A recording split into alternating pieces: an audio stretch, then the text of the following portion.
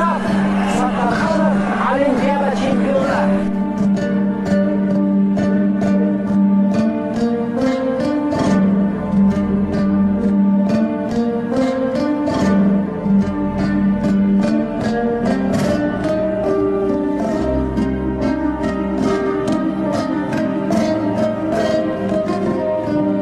Қазақ халқының көк туын биікке көтерсем, дүние журналында қазақ халқының әнұранын естіртсем деген ой